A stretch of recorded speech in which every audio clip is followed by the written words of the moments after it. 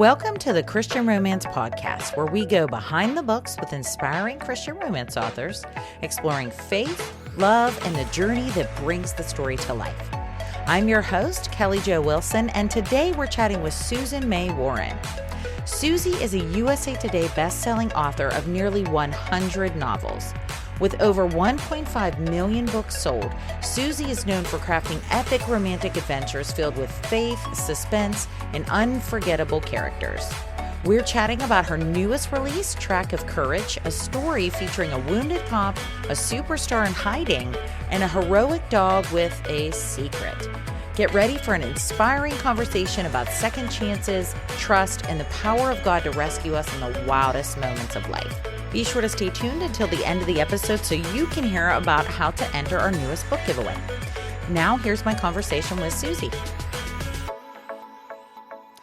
Hi, Susie. Thank you so much for coming back on the Christian Romance Podcast. I'm so happy to chat with you today.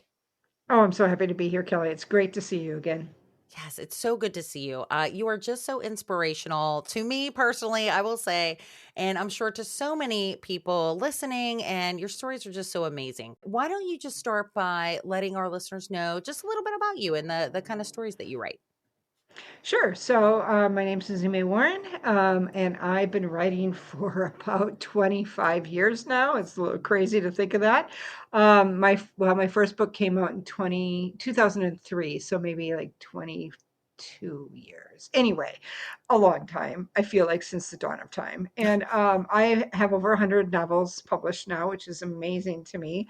Just a great example of you just keep doing what you like to do, and eventually you look back and go, wow, that's a lot of novels. I didn't realize that that would ever happen.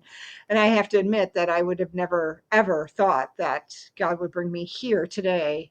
When I was standing at the beginning of my writing journey, having written for 4 years in Siberia when I was a missionary, and 4 books, and just like, never going to get published, and then questioning, is this really what you want me to do, Lord? And still always having that confirmation in my heart, right?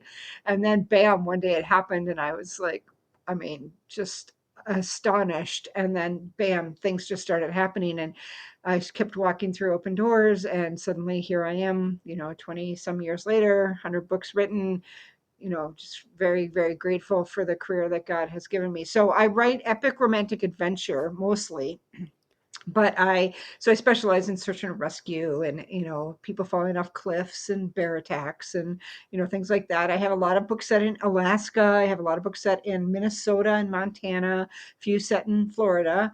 I mostly write about families or found families, so search and rescue teams or actual families that like the Christensen family or the Marshall family, or the Kingston family. So I really love those kind of stories. I write series. I don't write a ton of standalones. I've written in nearly every genre: historical fiction, historical suspense, romantic suspense, rom-coms. Back in the day, they were called chick lit, women's fiction, romantic adventure. So I even wrote time travel speculative fiction. So yeah, I've written a lot of stuff. And I guess I haven't written any fantasy yet. That's the one thing. So, but I love to write. It's God put that in my heart from the time I was about 10 years old. I wrote my first book when I was 14 years old. It was about a girl and a horse, and really loved it. Of course, it never got published, but it kind of ignited the fire inside of me. I got called into missions when I was young, like early days, like 10 or 11 years old. I knew I was supposed to be a missionary. Didn't really want to be a missionary because I was like, well, I don't really want to marry someone ugly, and I don't want to be poor. So this was like the two things. so, so when God finally said, are we going to get serious here? I says, sure, let's do that. I don't want to be poor, and I don't want to marry someone ugly. And he says, I can give you the one thing. I'll give you someone handsome. And I said, okay.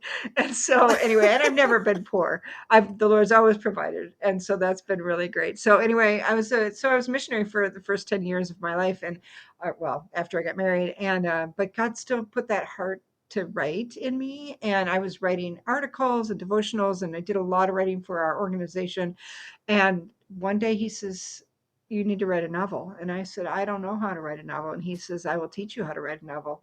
So I started to take down the books from my bookshelf. And, people send missionaries crazy books, right? They just like all sorts of things. And you're like, who would send a missionary this, sort of R-rated book, right? And so anyway, I would be like, Lord, teach me what I need to know and help me cast out of my brain anything that doesn't belong there, And I would read tons of stuff and I'd mark it all up and I'd learn all sorts of things. And then I started, kind of been able to, I told people, could you send me Christian fiction? There wasn't a lot around at the time.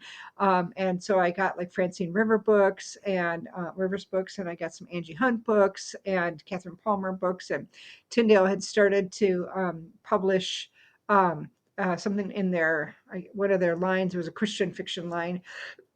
I think it was called Heart Quest or something like that. Anyway, I by this time I had written a number of books, and they were pretty bad. But I just kept learning and learning, and of course I was in Russia, so it's not like I could send a self-addressed stamped envelope to some publisher in Minnesota.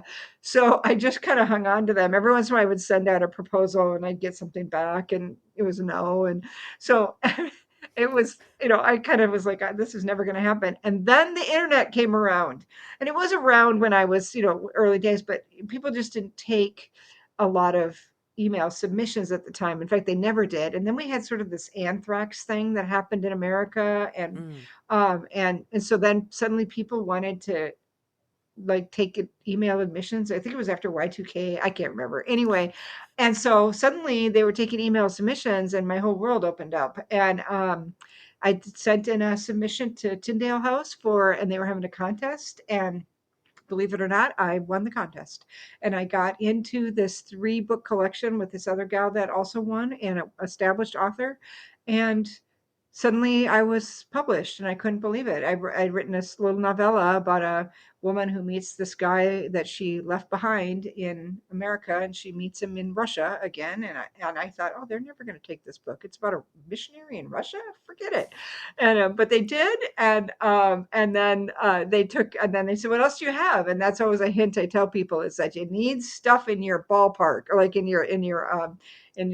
what's it called, the bullpen, right? Because you need other things that you can be like, hey, I got this. So I did. I had 4 novels I'd written, and none of them were, published. And so I gave one of those ideas to Tyndale, and they bought it. And then about a year later, I went home, or less than a year later, I went home and I went to a conference and I sold 6 novels in 1 week. It was crazy sauce. And yeah, I know, but they're all different ones. One was a suspense, one was a historical romance, like, so I didn't really know what I was doing back then. I just was like, yeah, you like it? Okay, let's publish it, and I didn't really build a brand for a while there. I just was trying on all different kinds of writing. And finally I kind of settled on epic romantic adventure, big family events, and big family, sagas. But that took me probably 7 years before I really landed where I would be. And I wrote a lot of different stuff before that. So yeah. So anyway, yeah. So that's kind of who I am. And I write. Oh, and I started a writing school back in 2007. At the time, it was called My Book Therapy. Now it is called Novel.Academy. And I teach people how to write there. And so, I started with like a blog, and then it kind of went from there, and it's kind of grown up. And we have wonderful authors in there. A lot of them are published. We teach everything from, how to write a sentence to how to run a career. So anyway, it's a lot of fun, and so that's been great. And I also run a publishing company now. So yeah, so it's grown a little bit since we first started in Russia. Yes, just a little bit. No, it's grown so much. You've done so well. I am so just congratulations to you. I think Oh, that, thank you. being faithful in each of those steps, especially in the questioning yourself part, I feel like is so encouraging for anyone to hearing, even if you're not an author and you're Yeah. listening, it's very easy to give up in those little things, or to have that imposter syndrome whenever you first start. And I think it's just so encouraging to hear, especially when you're just writing, you're just doing, you're obeying God, you're doing what he called you to do, and you're writing these stories, not even thinking like, okay, there's no way I can submit, like you said, like a self-addressed stamped envelope, like all the way to Russia. It's not happening. And then Right. they still got used, if not to just help you like let that creative juices flow to start, but also you sold some of them, which is like Yeah. amazing. And it just didn't happen all at once. I feel like if it would have happened all at once, it probably would have been too overwhelming Oh, to, yeah, because you just grow along that journey, you learn new things, and he just takes for sure. you, walking with Jesus through all of it. He teaches you to trust him in each thing. And I think that it's so wonderful. You're just so encouraging and just so supportive of other people in Mm. the very beginning of their career too. So I think that you never forget where you came from and where you started. And I think it is so wonderful because you have such humility in that way. So I just appreciate that so much as one of your Novel Academy members. Oh, that's sweet. I do, and I'm sure there are so many people that would say the same thing too. It's just it's wonderful to see somebody who has written over 100 books, which is amazing, absolutely amazing.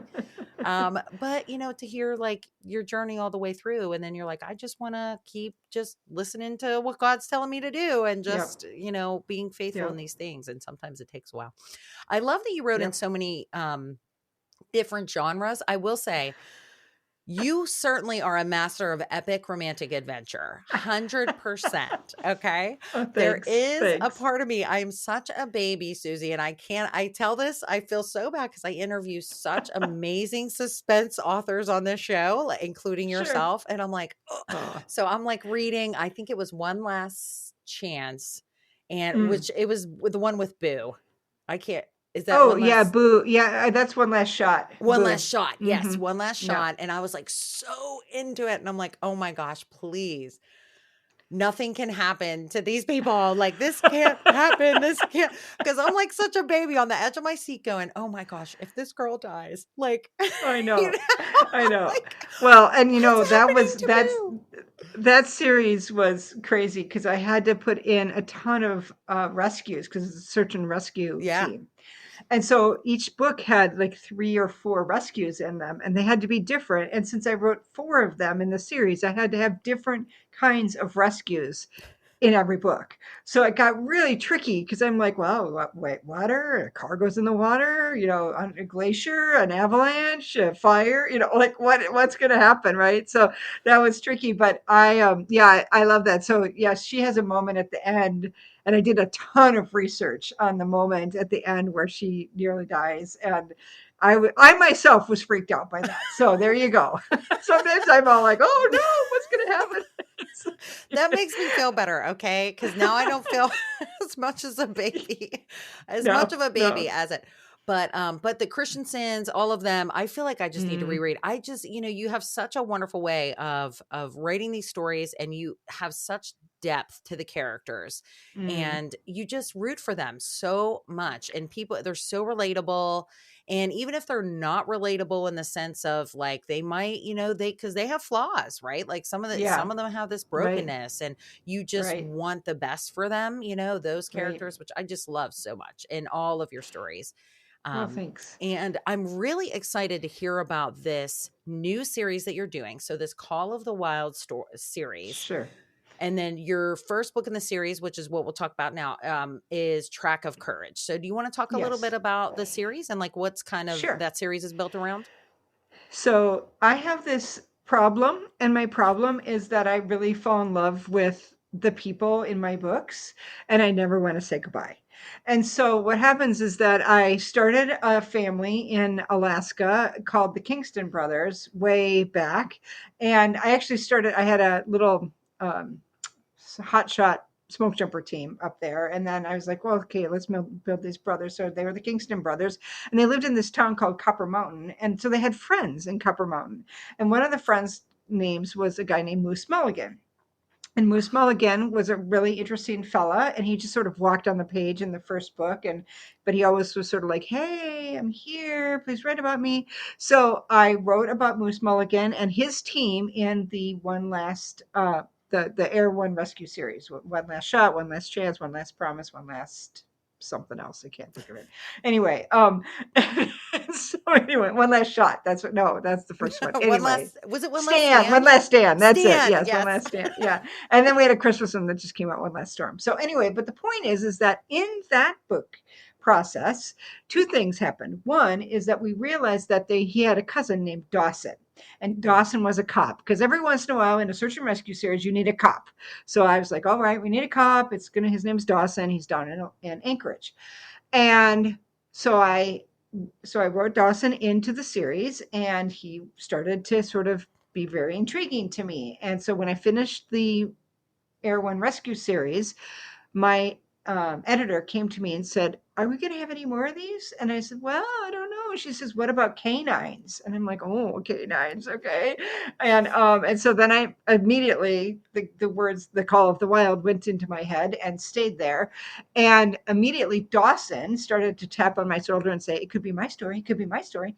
So what had happened is that I had created a dog, and I didn't know that this dog was actually going to be used in. I just created this dog, and he was part of the transformational journey of my character in One Last Stand. Mm. And his name was Caspian. And we didn't know his name was Caspian. He was just this stray dog.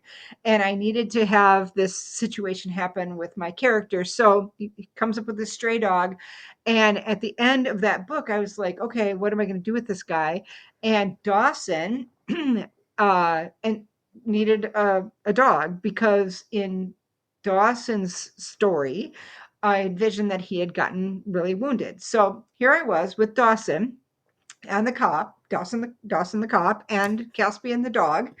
And I'm like, okay, what am I going to do with these guys? And so my editor comes to me and says, "Could you write the dog books?" And I was like, "Sure, I'll write a dog book." So I, of course, never make anything easy. I have to do it super complicated. And so basically, the story just bloomed in my head, and it was a plane goes down in Alaska, and on the plane are um, two passengers and a third guy who's a bad guy, which, by the way, Mark Wahlberg just had a movie that came out about this. And I'm like, Hollywood steals all my ideas. I just know it.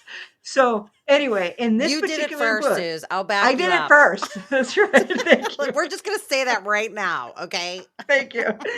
And so the plane crashes, and the passengers disperse, and the three dogs find them. Each one has their own journey. So that's how I came up with this idea. And I was like, all right, so Dawson is the first one, and Mm. he has to use this dog.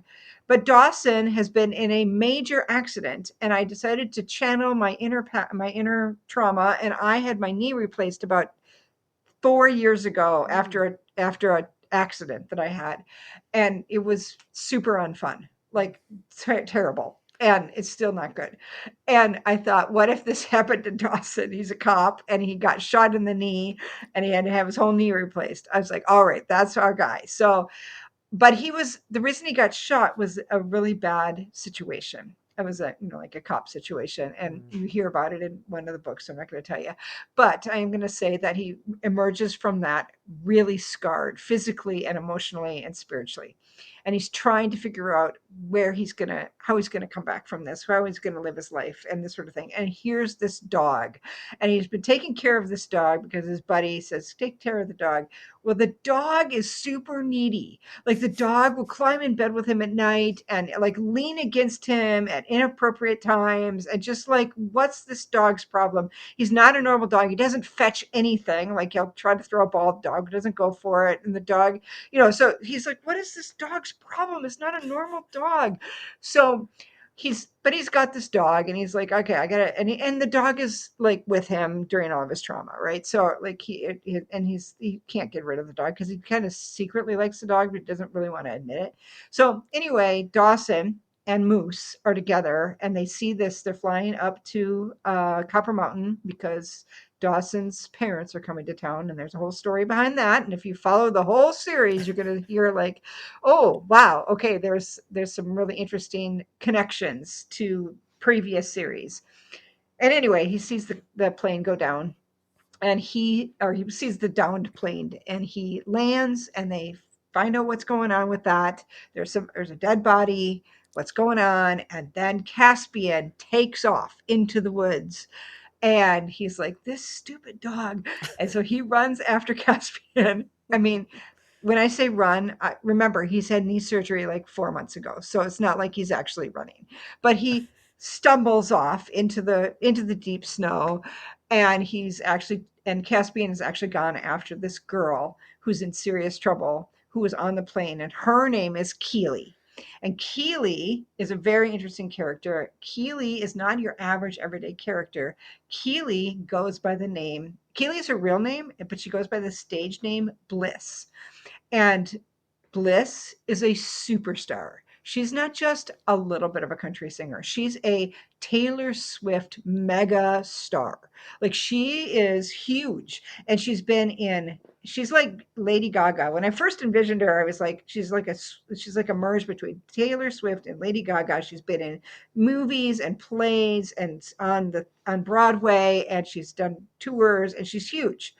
But she has a secret, a big secret, and she's gone to Alaska. And you find this out in the first chapter, but she's gone to Alaska to find her birth mom. Mm. And people that have read the Copper Mountain series are going to be surprised at who the birth mom is, I think. And but she's going to find her birth mom. Doesn't go as she expects. And now she's on this plane, and this bad guy was on the plane, and now the plane's crashed, and now she's running through the woods.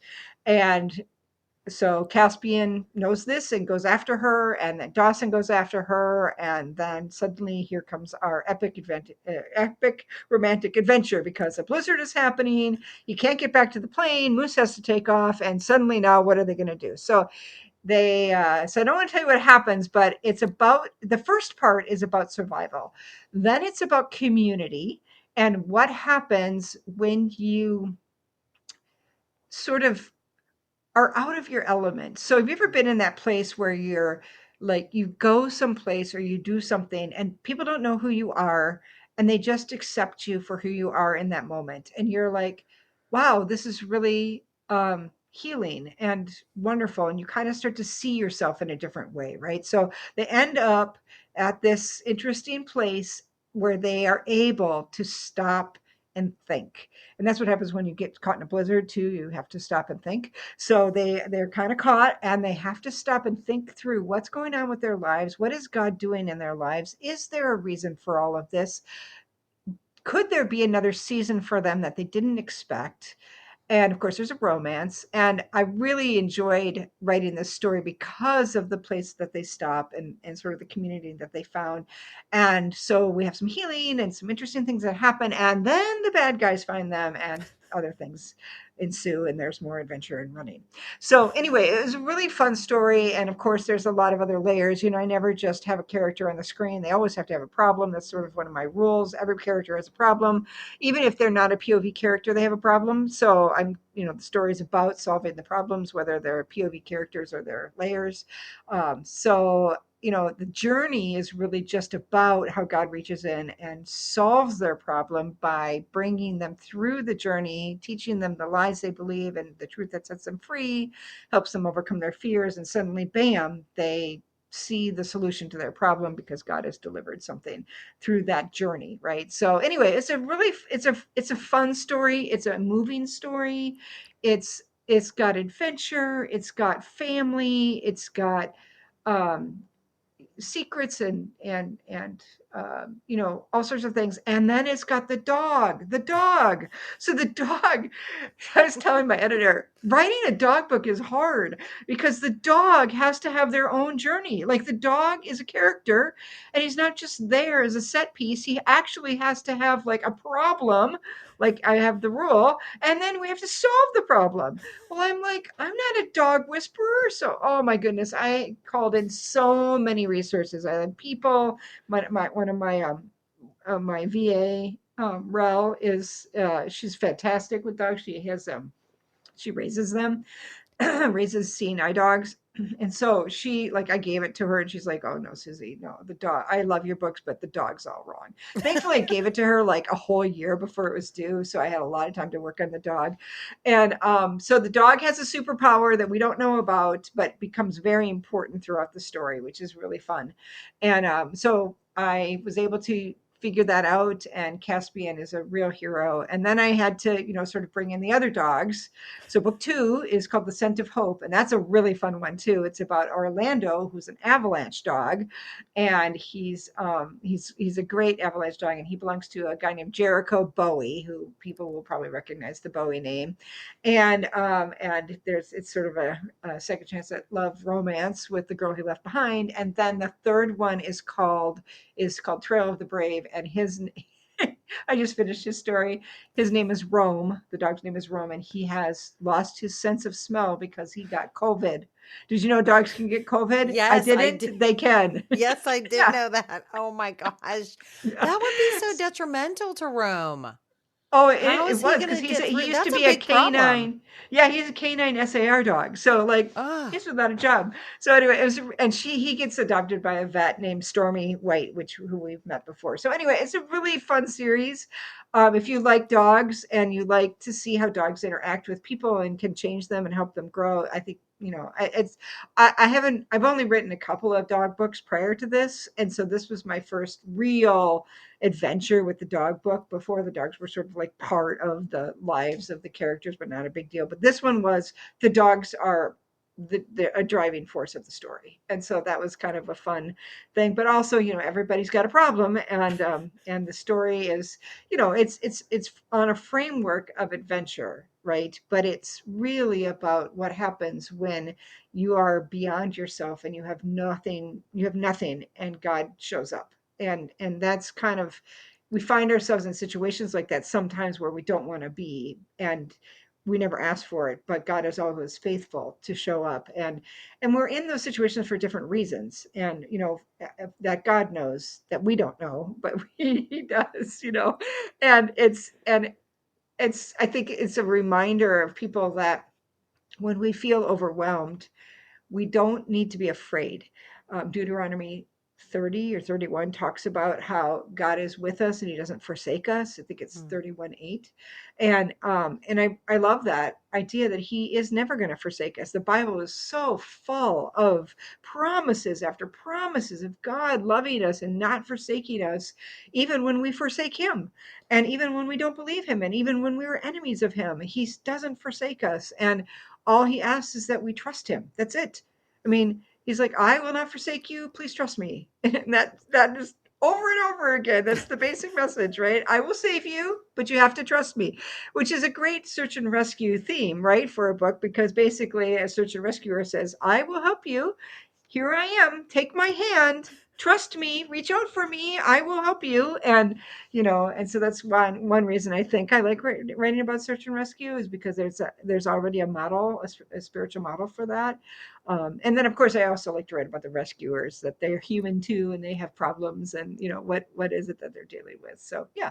So anyway, that was a very long answer to your question, which I can't even remember what it was right now, but I'm sure it was a great question. Stop. Just stop. No, it was wonderful. I love hearing all the detail and even what's upcoming in the series too. I think that it Mm-hmm. is so neat because if you're making the dog, because if it is a character, then he definitely needs they need to have problems for sure.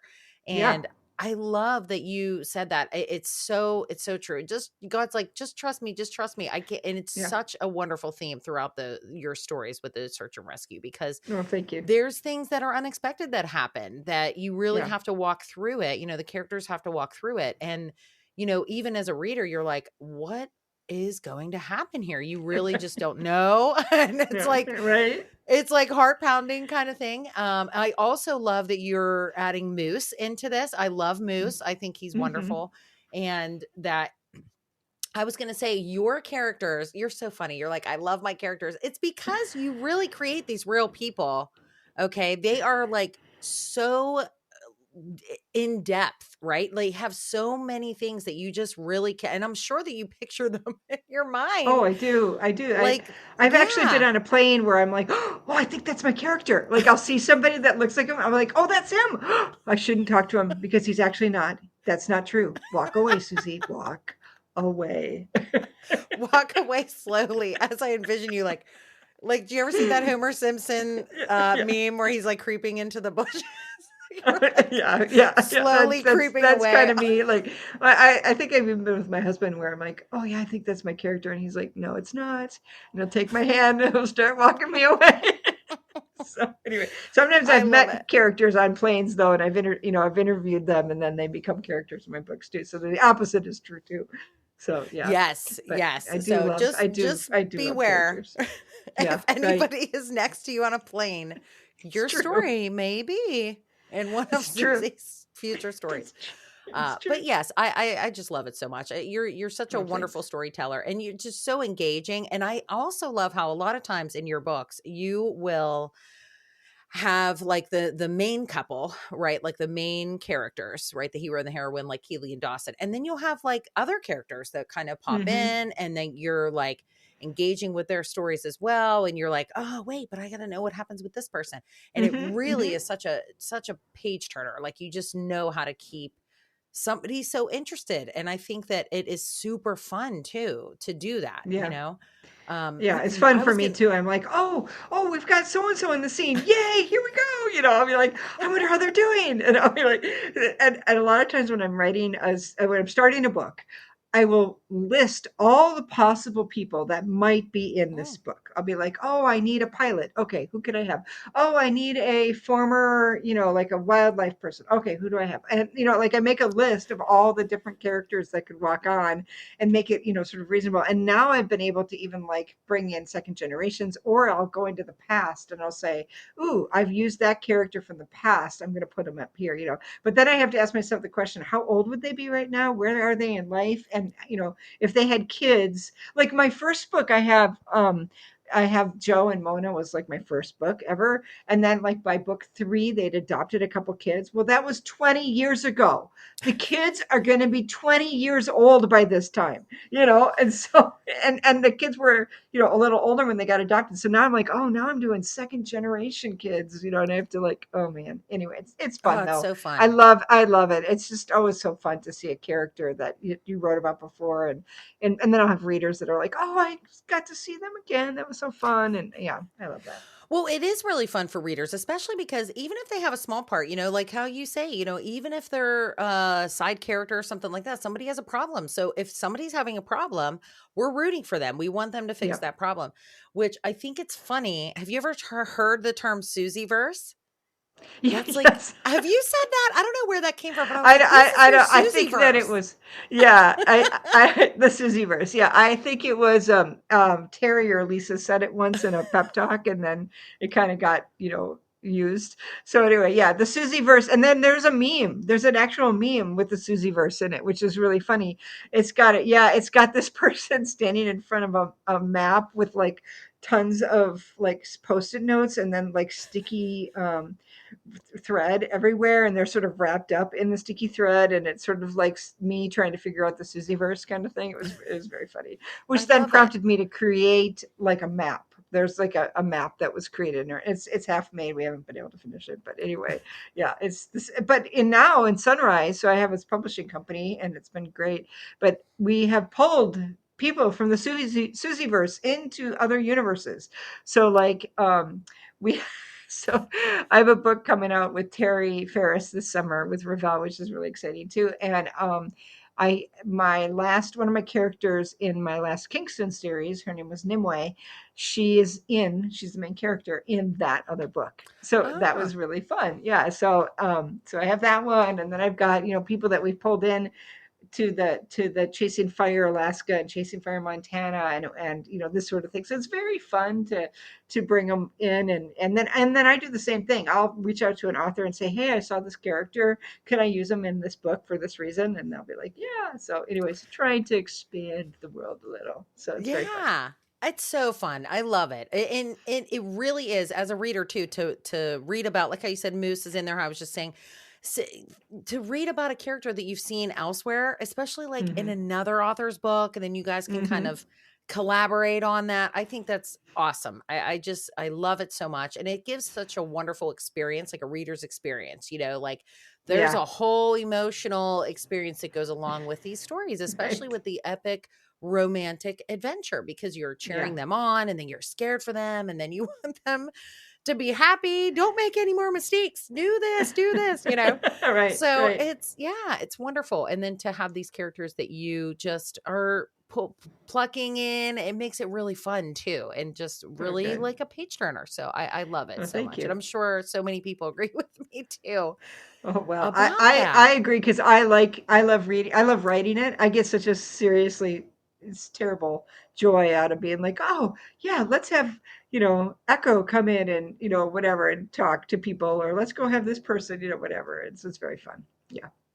Would you have, so I know we're almost at time. Would you have like a recommendation? So if somebody was just getting started with reading one of your stories to get a taste Right. of what epic romantic adventure is like, do you have a recommendation for a series or a book that you would say, here, start here. This is a good one to see, or basically, because even though your books are all within series, I would say you can Mhm. read them all as standalone, wouldn't you say? Yeah, Yeah. I try very hard to catch people up to, like if it's something that they need to know. Otherwise, I try to make it so that they can stand alone if they need to. They don't have to know. The only thing that is different is that if I say this is a trilogy, like for example, I did one called The Epic Story of RJ and York. That was a three-part trilogy that was very Mm-hmm. closely published together. They weren't standalones. You needed to read each one. Although each one had a complete story in it. There was something that happened at the end of each book to ignite the next book. And so, but for the most part, I do try to make it so, hey, this is just a story about a Navy SEAL, or this is just a story about a cowboy, or whatever. I think though, if you wanted to, if you were like crazy and really wanted to read the whole Susie verse, you would probably start with Where There's Smoke. Because that Mm. was when I started to get very intentional about that. I created a three-book series about a smoke jumping team, and my hero from those books, or actually a couple heroes, they uh, made appearances in, or actually in the next series. So the next series after that was the Montana Rescue series, which was like my big series that sort of really launched, right? It became big. And so what happened is that I put characters from Montana Rescue in the Chasing Fire, in the what was it called? The Jude County Hot Shots, right? The Montana Fire series. So the Montana Fire series set up the Montana Rescue series. I feel like I'm talking about Disney toys now. The Montana Fire, then the Montana Rescue, and that set up the or the Montana Marshals, which then set up the Minnesota Marshals, which then set up the Global Guardians. And so everything like flowed from there. And while they each stood alone, they had characters that would walk on from this book to that book to the next book, and then you got to know everybody. And I had different set pieces that became big. Like, for example, Pete Brooks was really big in the Montana Rescue series. And then at the end of that series, I had him meet a guy named Hamilton Jones. And then Hamilton Jones was really big in a lot of series since then. He's shown up a lot. And then I had a guy named Logan Thorne, and now he's carried it for a lot. And he's been in a lot of books. I have a guy named Roy that shows up that's going to have a big series coming up in a couple of years. And so, and then I have these other people like the Marshalls and the Kingstons and people like that. So, it's just kind of a someday we'll have a big, gigantic family reunion and people will actually I have a wedding coming up in one of the books. And I think there'll be a lot of people from at the wedding. So that'll be kind of fun for people, I think. So, Oh, yeah, that'll be super, super fun. Weddings and then even like Christmas, like coming home for Christmas, having mm-hmm, people meet up for mm-hmm. Christmas is super fun too. Yeah, yeah. That's so So, yeah, cool. so that first book is called Where There's Smoke, Mhm. and it's on Amazon. And it's a fun book. Yes, for sure. And I'll link to that book too in the show notes so that people can just scroll right down on their Sure. podcast app and they can just click it. Um, and one last thing, Susie, I just wanted to ask you, what do you hope that your readers take away from the books whenever they are done reading? Sure. Well, my every single book has a theme that is grace and second chances. I'm a huge second chance grace girl. And I feel like we we get trapped in regret, or we get trapped in this idea that we can't be redeemed. Even as Christians, we're like, nope, that's it. And I remember one of my very first books I wrote, one character said to another, do you think that you have outsinned God? Do you Mm, think that God, who loved you when you rejected him, when you were his enemy, when you didn't want him in your life, died for you and to save you, and then accepted you and forgave you, do you think he's going to be like, and now you lied, we're done? And it's just not going to happen. He continues to, and of course, you know we can reject God, right? We can walk away, and I don't want to get into theology right now, but I also have a sort of a Baptist belief of, you make a commitment to the Lord, and Jesus says, I know who my lambs are, I'm going to keep them, right? So, but at the same time, people, God doesn't push people out of heaven. He doesn't say you can't come into seven. He says, here is heaven, here is salvation. Just, come to me, and I will save you. And it's our choice to walk to him. And of course, I don't want to get into theology there too, because we could go Calvinist on that whole thing too. But the point is that for us down here on earth, it feels like a choice. And we can have, but a lot of times our choice is, oh no, God can't forgive me. We believe that lie, and Satan wants to say, oh, you're too bad, you can't be forgiven. And that is not true. That is a lie.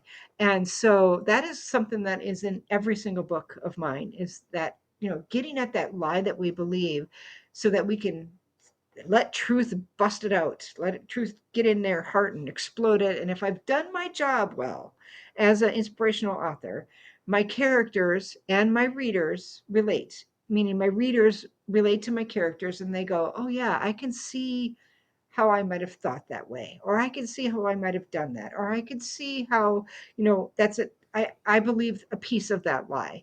And then if I've delivered the right truth and I've made it believable on the journey, then maybe too they'll believe the truth about God and how much he loves them, and that Jesus offers them a second chance, third chance, fourth chance, 16th chance, all of it. You cannot outsin God's love.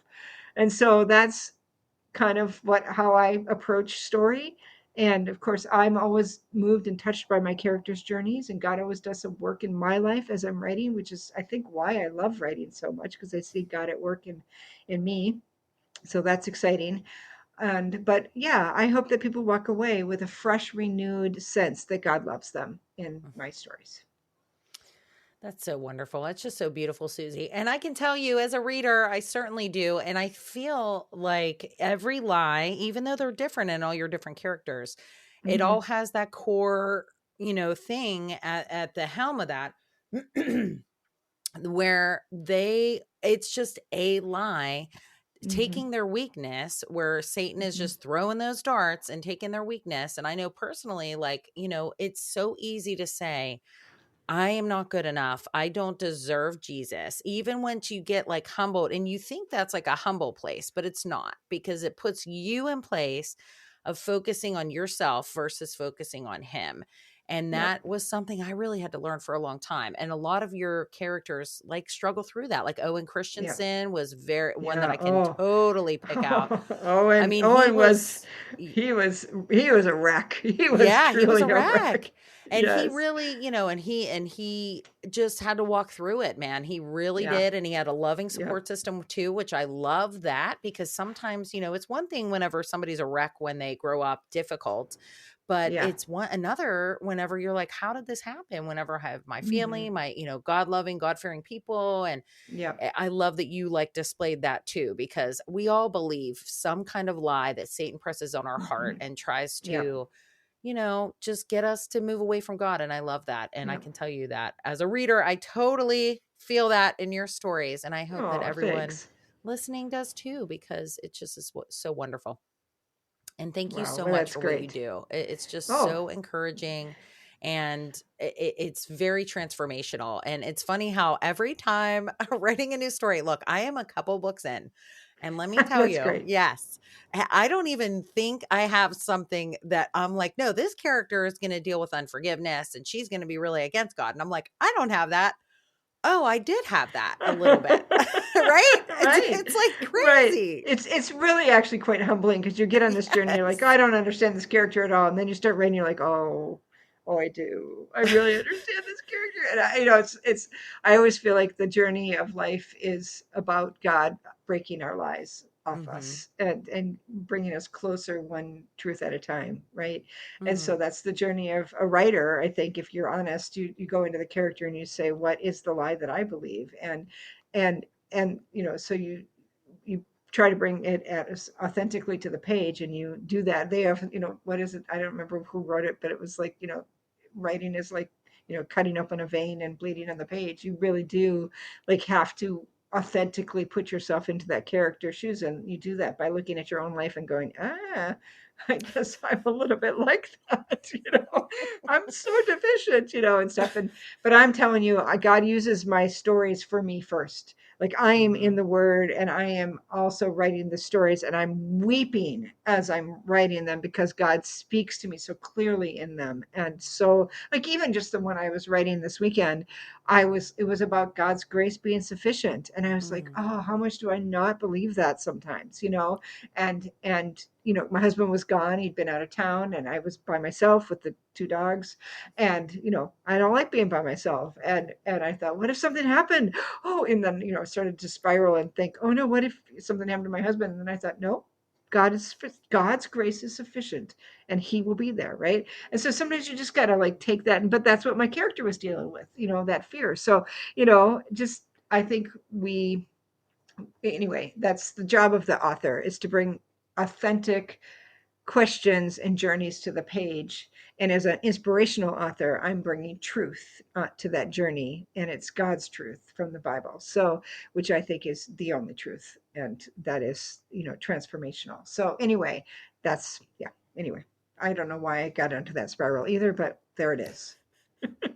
Oh my gosh, that's not a spiral. It's just absolutely wonderful. And it's so true. 100%. Thank you so much. And just thank you so much for this and listening to that call years ago and continuing to listen and just be obedient in that walk every day. You're just blessing so many people. And we're so grateful for you, Susie. I mean, you Oh, are thanks. just, yes, he's doing a wonderful work in you. And I just love to see how it prospers. And always definitely praying for you and just loving to see Oh, all these wonderful thanks. stories that you come up with. So thank you so much. And thank you for being Well, here you're today. It's welcome. been Oh, wonderful. this has been really, really fun, and I hope readers like Track of Courage. It was really a fun story to write. It's a little bit different, but I think people will really like it. So, Kelly, thanks so much for having me on the show today. This has really been fun. Yes, absolutely. And I will have links to Track of Courage and to your website in the show notes. So everyone listening can just go down there, and also Where There's Smoke if you want to get a little Mm. taste of Susie's stories before. But I feel like Track of Courage would be a good start too with the dogs. Yeah, yeah. You go there and work backwards. It's no big deal, right?